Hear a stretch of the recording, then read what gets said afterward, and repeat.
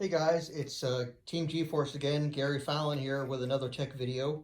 One of the things I get asked about, and that's a very common product, is a slipper sprocket. So they come standard on all DRR and Apex stock ATVs, and they work great for most stock to mid-level performance packages. So let's talk about what makes a slipper sprocket. So we're going to look at it from the side here. So a traditional sprocket would be all one solid piece, and you can see this one actually can rotate without the back spinning. So basically I'm going to take it and open it up. So you got a nut.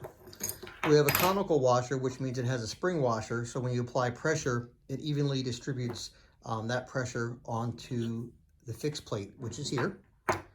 Then we have a disc, a fiber disc, which is a light gray, soft, porous color.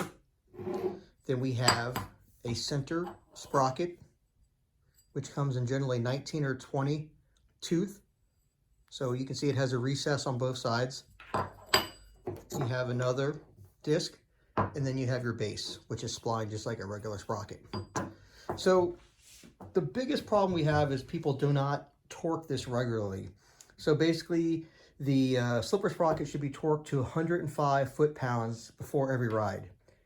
And when that doesn't happen, is it starts to slip on impact, and these discs slip and they get hot and they become like a really dark black color, and they become glazed. And as that happens, they slip more and more, which makes them glaze more and more. So it's this, chase your tail effect that once it starts going bad, it goes worse faster. All right.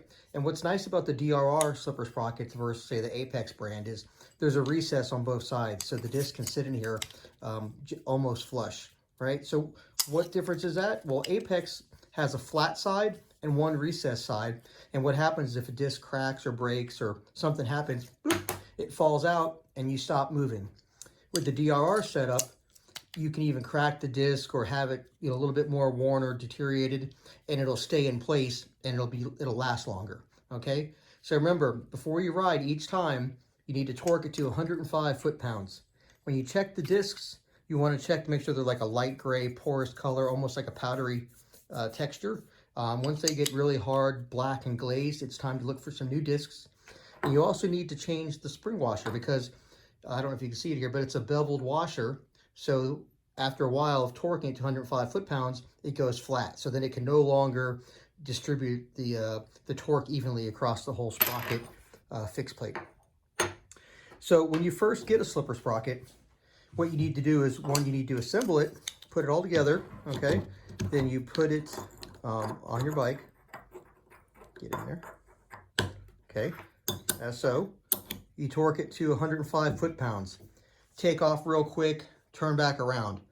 You're going to notice when you come back, you're like, well, I just torqued it. You're going to put the torque wrench back on it, and it's going to probably turn, I don't know, about half or 3/4 of a turn. So once again, take a little hole shot, circle back around real quick, come back and do the same thing. This time it may turn a half a turn.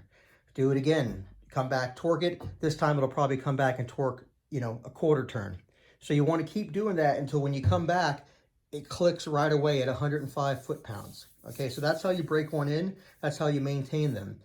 Now, we consider these to be consumable items. Specifically, the maximum level of performance that we usually put these up to is, say, a very high performance 50 or a stock, or, maybe a 90 with a different cylinder and a little bit of tuning. Besides that, it's going to start to wear too fast. But like I said, it is a consumable item. At the national level, if we use these on one of our Molossi 50s, we change it 2 or 3 times in a season, just to be on the safe side. You can go to a slipper clutch. That's a lot bigger investment, a lot more robust, but it is a lot safer alternative once you get to the higher power. So a sneak peek that we are working on some items that will be called a cushion drive, which will be a front and a rear sprocket that have cushions in them. So you will not need to use a slipper sprocket or even a slipper clutch. So look for that coming out from G-Force in the next couple months. We have to do some testing and you get the right elastometers and make sure that, the cushions aren't too soft or not too hard, but we hope that that's the future, and it's something that does not slip, it does not create heat, does not create wear and tear. So that's what we're hoping, that we can get everything in a row for that. So one thing on the slipper sprocket that's heavily overlooked, and I didn't discuss it earlier, and we did talk about the discs, how they're nice, soft, chalky material. But what happens is, and what people don't realize is, you want to check this inside hole right here. This is nice and flat because it's brand new. What happens is after you torque them and torque them and torque them, you'll notice that you get like a lip here. So they'll become a ridge on the inside edge here, or even, you know, on either side or both sides. Once that happens, we recommend replacing the whole slipper sprocket, because you can no longer keep a consistent torque once this inside edge has a lip on it. So definitely make sure you're checking this lip every time that you check your discs and you clean them. And like I said, you can take these off. They have a little glaze on them. Just hit them with a little sandpaper. But sooner or later, these will need to be replaced if your motor's making power, if your rider's jumping and landing on the gas. Okay? So remember, 105 foot-pounds before every ride, and you'll be good. Check these often and make sure that they're all in good shape, that there's no flatness on the washer, there's no lip on the inside of the sprocket, the discs aren't too shiny and slippery, and you'll have a good time using a slipper sprocket for most applications. Thank you very much, and visit us at gforcemx.com.